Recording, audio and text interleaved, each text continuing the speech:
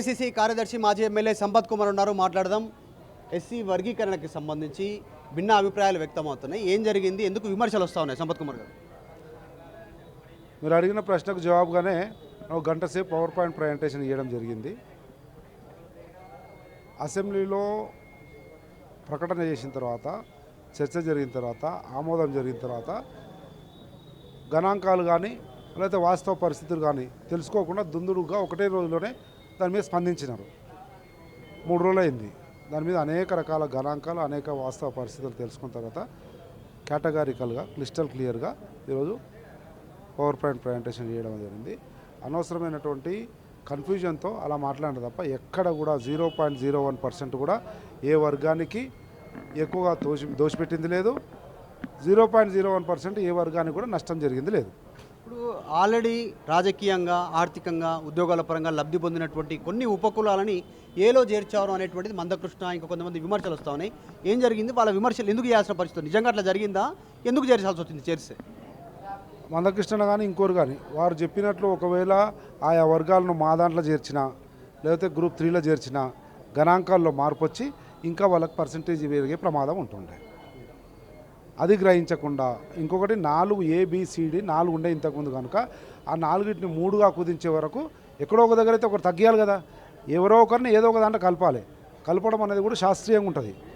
ఏదో అడ్డగోలుగా ఎట్లా పడితే అట్లా ఈ కేసీఆర్ ఇంట్లో కూర్చొని తండ్రి కొడుకు బిడ్డ రాసినట్టు రాసేది కాదు వ్యవస్థ. కాంగ్రెస్ పార్టీలో ఏ కులమైనా ఇంకొక గ్రూప్లో కలవాలనుకున్నప్పుడు వాళ్ళ సంస్కృతి, సాంప్రదాయాలు, కట్టుబాట్లు, ఆర్థిక స్థితిగతులు, వారి దశాబ్దాల నేపథ్యం తీసుకొని వాళ్ళు ఏ గ్రూపుకు అతి సమీపంలో, అతి దగ్గరలో ఆ గ్రూపులో కలపడం జరుగుతుంది. ఆ రకంగా జరిగిందే తప్ప ఇంకో రకంగా జరగలేదు. దానివల్ల ఎవరికి కూడా నష్టం లేదు, ఎవరికి కూడా ఇతోధికంగా లాభం చేకూర్చినట్లు కూడా లేదు. కాంగ్రెస్ పార్టీలో ఉన్న నాయకులు, మాదిగ సామాజిక వర్గానికి చెందిన నాయకులు, ఇప్పుడు డిప్యూటీ సీఎం ఉన్నటువంటి వ్యక్తి కానీ మీరు కానీ కావాలని వ్యక్తిగత ప్రయోజనాల కోసం కానీ పార్టీ లైన్లో నడవాలనే ఉద్దేశంతో సైలెంట్ ఉన్నారు. జాతికి ఇబ్బంది కలిగే ప్రయత్నాలు చేస్తున్నారు, ఫ్యూచర్లో నష్టం జరుగుతున్నట్టు మందకృష్ణ మాదిగ ప్రెస్ క్లబ్లో చెప్పారు. దీనికి సంబంధించి నిజంగా అట్లా జరుగుతూ ఉందా? ఇప్పుడు డిప్యూటీ సీఎం కూడా ప్రస్తుతం మంత్రిగా ఉన్నటువంటి వ్యక్తి కూడా అదే ప్లాన్ చేస్తూ ఉన్నారు. 30 సంవత్సరాల పోరాటము మందకృష్ణ అన్నది ఆయనే చెప్తున్నాడు. ఆయన రాకముందు ఇంకొక 20 సంవత్సరాలు కూడా సదా లక్ష్మమ్మ కానీ పాత వాళ్ళ తరంలో కూడా జరిగింది. 5 దశాబ్దాల ఆందోళన, ఆవేశము, పోరాట ఫలితంగా వచ్చినటువంటి ఫలితం ఇది. ఆ ఫలితం వచ్చిన సందర్భంలో, ప్రక్రియ పూర్తయిన సందర్భంలో మళ్ళీ మాట్లాడాల్సిన అవసరం లేదు. ఎందుకంటే ప్రభుత్వంలో ఉన్నారు వాళ్ళు కనుక. ఒక మంచి పవిత్రమైన కార్యక్రమం చేసినాం కదా, మా జాతి దళితుల యొక్క తలరాతలు మార్చే మంచి ప్రక్రియ చేసినాం కదా అనేటువంటి ఆలోచనలో వాళ్ళు ఉన్నారు. మిగతా వాళ్ళేమో మాకు ఆ క్రెడిట్ రాలేదనో, లేకపోతే ఎవరో అపోలో సంఘం వాళ్ళు, లేకపోతే గణాంకాలు సరిగా తెలియని వాళ్ళు, దాన్ని పూర్తిగా చదవని వాళ్ళు చెప్పిన మాటలు విని ఆ రకంగా మాట్లాడారు తప్ప ముమ్మాటికి దామోదర్ రాజనరసింహ గారు కానీ, sub committee chairman Uttam Kumar Reddy గారు కానీ, గౌరవ ముఖ్యమంత్రి రేవంత్ రెడ్డి గారు కానీ ఎవరికి కూడా 1% కూడా దోషపెట్టలేదు, ఎవరు కూడా 1% తక్కువ చేయలేదు. శాస్త్రీయంగా జరిగినటువంటి ఒక ప్రక్రియ. ఎవరు కూడా, నేను చెప్తా ఉన్నా, మళ్ళీ ఇంతకుముందు చెప్పినా మళ్ళీ కూడా చెప్తా ఉన్నా, ఎవరైనా తెలంగాణ రాష్ట్రంలో ఎంత విద్యావంతులు, మేధావులు, ఉద్యోగులు ఎవరైనా కానీ ఈ వర్గీకరణ ప్రక్రియలో 1% కానీ పొరపాటు కానీ తప్పులు కానీ దొరిలే అని నిరూపిస్తే నేను ఏదానికైనా సిద్ధం. జనాభాను తక్కువ చేసి చూపించరు ఉన్నదానికంటే అనేటువంటి విమర్శలు, ముఖ్యంగా కాంగ్రెస్ పార్టీలో ప్రస్తుతం టాప్ పొజిషన్లో ఉన్నటువంటి వాళ్ళు ఒక సామాజిక వర్గం, ముఖ్యంగా ఎస్సీ కమ్యూనిటీలో డిప్యూటీ సీఎం బట్టి విక్రమార్క, వివేక్ వెంకటస్వామి, వీళ్ళు ఇన్ఫ్లుయెన్స్ చేశారు ముఖ్యమంత్రిని. ముఖ్యమంత్రికి ఇవ్వాలనున్నా ముఖ్యమంత్రిని ఇన్ఫ్లుయెన్స్ చేస్తూ ఉన్నారు, కట్టడి చేస్తూ ఉన్నారు.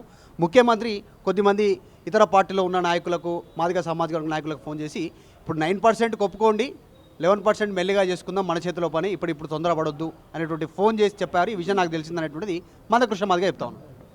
తప్పు ఆలోచన మందకృష్ణ చెప్పింది ఎవరో కాదు, నేనే.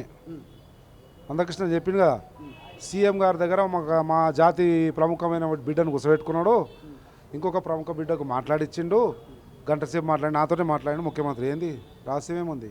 ఏం మాట్లాడారు, మీరేం చెప్పారు? మందకృష్ణ ఉన్నా ఆయన ఒక రాజకీయ పార్టీ లైన్లో కానీ ఒక ఫ్రేమ్వర్క్లో కానీ ఉండేటైనా కాదు. నేను కాంగ్రెస్ పార్టీ ఫ్రేమ్వర్క్లో ఉండేది. సీఎం గారు ఏం చెప్తే అదే చేస్తా, మా పీసీసీ ప్రెసిడెంట్ ఏం చెప్తే అదే చేస్తా. పార్టీ లైన్లో ఉండేటోని కనుక నేను చెప్పకూడదు, ఆయన చెప్పగలుగుతాడు. అయితే నేనే ఉన్నది అట్లా అనలే. ఎన్ని రకాల గణాంకాలన్నా చేసుకో సంపత్ కుమార్ని, PhD చేసినావు కదా, నీలాంటిలో 10 మందిని వేసుకొని కూర్చో, గణాంకాలు తీసుకో, మొత్తం మా రిపోర్ట్ పెట్టుకో. ఎక్కడైనా 0.01% తప్పు జరిగింటే ఐఎమ్ ఆన్సరబుల్ అన్నాడు. 3 రోజులు అయింది, 4వ తారీఖు అయింది కదా, 7వ తారీఖు 3 రోజులు నాలాంటి చాలామంది విద్యావంతులం కూర్చున్నాం, అనేక రకాల విశ్లేషణలు చేసినాం. ఒక్క దగ్గర కూడా చీమంతా కూడా ఇసుకరేణువంతా కూడా లోపం కనిపించలే, అశాస్త్రీయత కనిపించలే, తప్పప్పులు దొరికినట్టు కనిపించలే. కానీ దాన్ని ఒకటే కృష్ణన్న ఎక్కడ పొరపాటు పడుతున్నాడు, ఆయన పొరపాటు పడి ఆ మొత్తం జాతిని ఎక్కడ కన్ఫ్యూజ్ చేస్తున్నాడంటే 5% మాలలకు ఇచ్చారు కదా, మాకు 9% ఎట్లా ఇస్తారు? ఎందుకంటే 5% ఇచ్చే వాళ్ళకు 15 లక్షల మంది ఉంటే 5% ఇచ్చారు. మేము 32 లక్షల మంది ఉన్నాం అంటే 15 ఇంట్లో 30, ఇంకో 2 ఎక్కువ అంటే డబుల్ అంటే 10 రావాలి, 10 రావాలి, ఇంకో 2 లక్షలు ఎక్కువ ఇంకోటి 11 రావాలి అని అంటున్నాడు. మందకృష్ణన్నకు మొత్తం తెలంగాణ సమాజానికి మరీ ముఖ్యంగా మా దళితులకు చెప్పేది ఏంటంటే 5% ఓన్లీ మాలలకు కాదు, 9% ఓన్లీ మాదిగలకు కాదు, అది గుర్తుంచుకోవాలి. ఈ 5% అన్నది 17,74,000 మందికి, 15 లక్షల మాలల్లో కాదు, ఇది 17,74,000 మందికి 5%. మా దగ్గర మేము 32,33,000 ఉన్నాం. మొత్తం మిగతా వర్గాలు మా దగ్గర ఉన్నట్టు కలిపితే 32,74,000 మంది ఉన్నాం. అంటే మాతో పాటు పోటీ పడే వాళ్ళు 40,000 మంది ఉన్నారు. గ్రూప్ 2లో మాదిగలతో పాటు పోటీ పడేవాళ్ళు.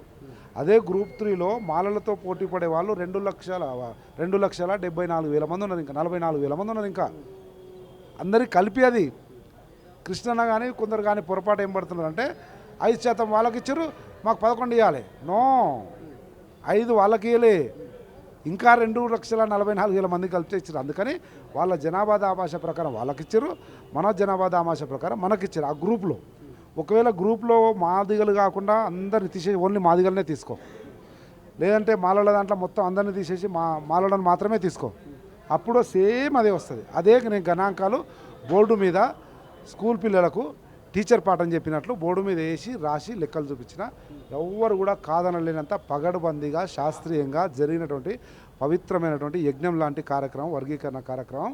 దాంట్లో బట్టెన్న ఇట్లా చేసిండు, దామన్న ఇట్లా చేసిండు. బట్టెన్న దామన్నలు పరిపాలనా దక్షులు, పరిపాలన అనుభవం ఉన్నటువంటి వాళ్ళు, అనంతమైనటువంటి విషయ పరిజ్ఞానం ఉంది, వారికి మేధస్సు ఉంది. గణాంకాలను అటు ఇటు చేయనికే ఉండదండి.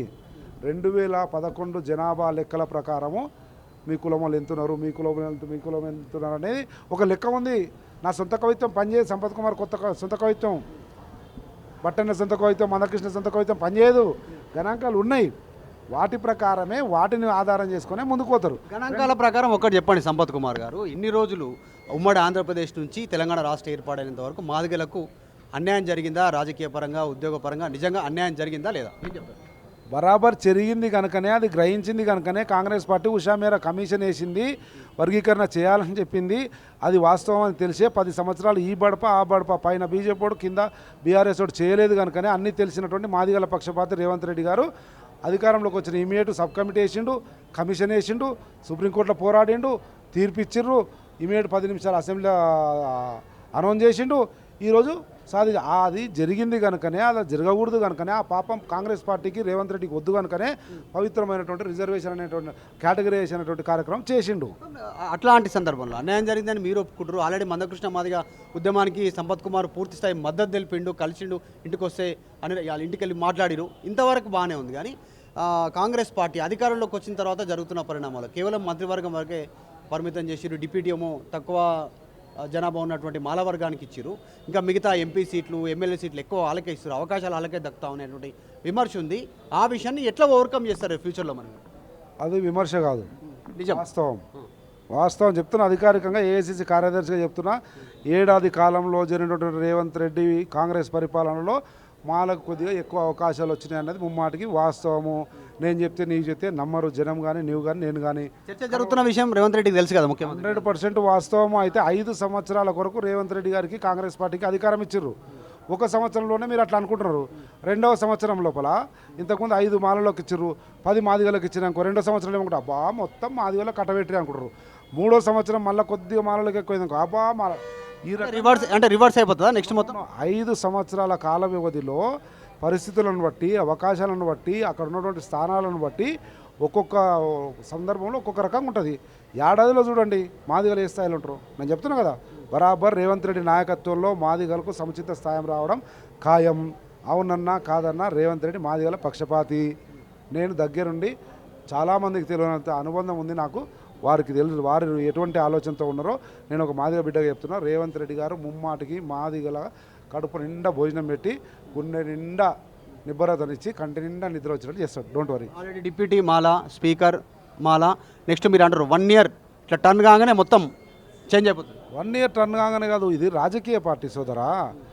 ఈ పోతున్న క్రమంలో ఒక్కొక్కసారి వీళ్ళకి ఎక్కువ అనిపిస్తుంది, ఒక్కోసారి వీళ్ళకి తక్కువ అనిపిస్తుంది, ఒక్కోసారి ఇట్లా అనిపిస్తుంది, అట్లా అనిపిస్తుంది. ఆ 1 yearదే చూసుకొని మొత్తం పరిపాలన కాదు కదా. ఇంకా 4 ఏళ్ళు ఉంది, సినిమా చాలా ఉంది బ్రదర్.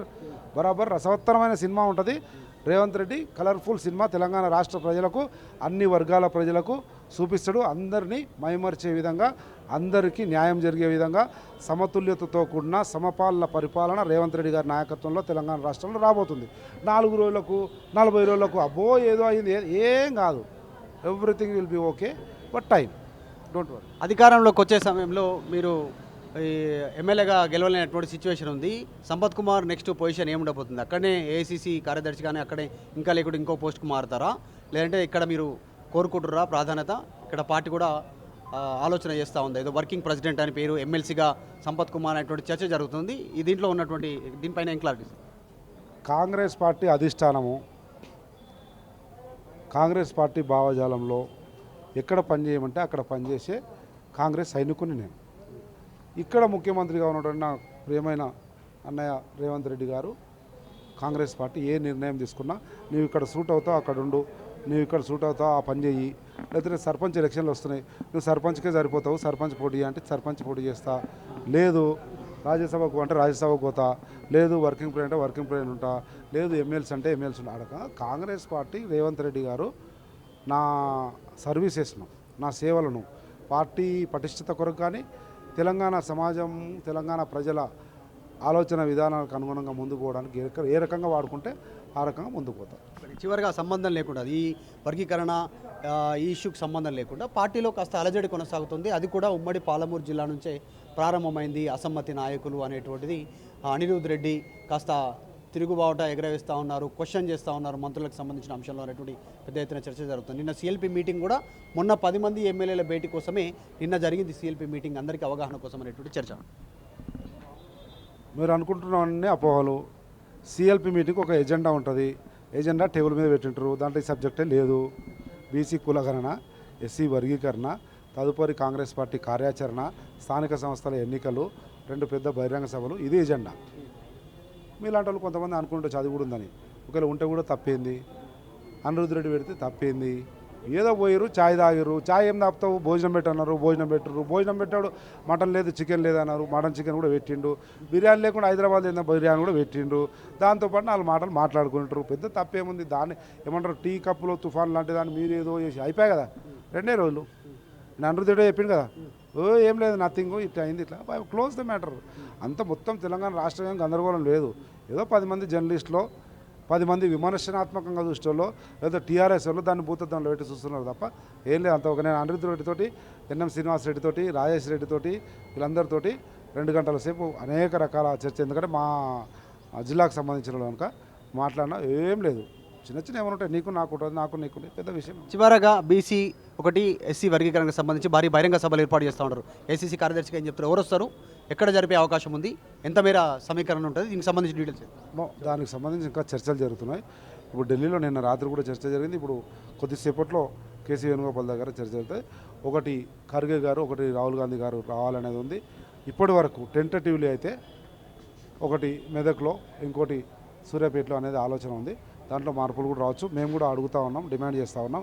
అత్యధిక మాదిగలు ఉన్నటువంటి జిల్లా, అతిపెద్దగా వర్గీకరణ ఉద్యమం నడిచిన జిల్లా మహబూబ్నగర్ జిల్లా కనుక మహబూబ్నగర్ జిల్లాలో ఈ వర్గీకరణకు సంబంధించిన, అంటే ఉమ్మడి మహబూబ్నగర్ జిల్లాలో వర్గీకరణకు సంబంధించిన మీటింగ్ పెట్టడం సమంజసం కనుక అక్కడ పెడితే కూడా మేము అన్ని బాధ్యతలు తీసుకొని విజయవంతం చేస్తామని చెప్పి తెలియజేస్తాం. చివరగా సంపత్ గారు మందకృష్ణ మాదిగా మరో ఉద్యమానికి తెరలేపుతామనేటువంటి ఒక సమాలోచనలు చేస్తున్నారు. నిజంగా సాధ్యమయ్యేదా? 9% అయినా ఇంకా 11 వరకు మళ్ళీ పోరాటం చేసే అవకాశాలు ఉన్నాయి. క్షేత్రస్థాయి మాట్లాడతారా మందకృష్ణ మాదిగా? మీరు మీకు తెలుసో లేదో, ఈడ వర్గీకరణ బిల్లు అసెంబ్లీలో ప్రవేశపెట్టిన సందర్భంలో నేను మందకృష్ణ దగ్గరనే ఉన్నా. మందకృష్ణ నేను చర్చలు జరుపుతూనే ఉన్నాం.